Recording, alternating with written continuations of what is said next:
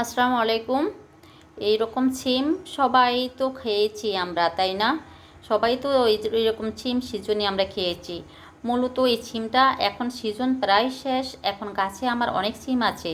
তাই আমি চিন্তা করতেছি সিমটারে আরও কিছুদিন রেখে কিভাবে আমি বর্ষা সিজনে খেতে পারি। তাই একটা মাথায় আমার বুদ্ধি আসলো, এই সিমটা এনে কিছুটা এরকম করে কেটে ধুয়ে সুন্দর করে হালকা হলুদ দিয়ে ভাপে দিলাম। কালারটা দেখো মাশাল্লাহ কি সুন্দর, এখনও সবুজ, এরকম সবুজই থাকবে। মূলত সিমটা এখনও গরম, আমি তো হাতে ধরতে পারছি, এখনও গরম পাইতেছি। আর এটারে সিমটাকে আমরা ঠান্ডা করে পলি ভেঙে করে বয়মজাত করে ডিপে রেখে দিব।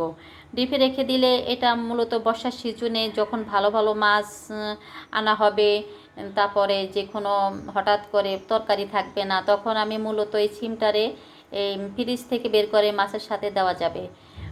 সেজন্য এভাবে প্রসেস করে রাখলাম। বন্ধুরা, আমার ভিডিওটা কি তোমাদের কাছে ভালো লাগছে? যদি ভালো লাগে তোমাদের কাছে তো ওটা লাইক কমেন্ট পেতে পারি পারি না আবদার তোমাদের কাছে। যেহেতু এই সিম সংগ্রহ অনেকেই হয়তো জানো না, অনেকেই হয়তো জানে। তাই যদি আমার মতন করে রাখো তাহলেও খেতে পারবা তোমরা সিম। অনেকে মূলা তরকারিও এভাবে রাখে বাফে দিয়ে বয়ম করে।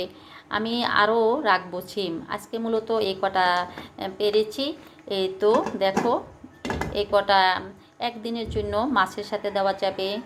আসলে আমার কাছে যে কোনো সবজি খেতে খুব ভালো লাগে, তাই আমি সবজি নিয়ে তোমাদের মাঝে আসি।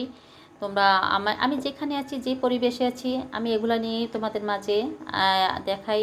তোমরা অবশ্যই আমাকে সাপোর্ট করবা। তোমাদের কাছে এটুকু আমার প্রত্যাশা চাওয়া।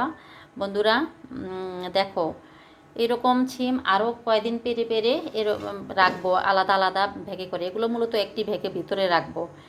আমার এই বুদ্ধিটা তোমাদের কাছে যদি ভালো লাগে, অনুভূত হয়, তাহলে অবশ্যই শেয়ার করে দিও অন্যান্য বন্ধুদের মাঝে। সবাই ভালো থাকো, সুস্থ থাকো, এই কামনা। আল্লাহ হাফেজ।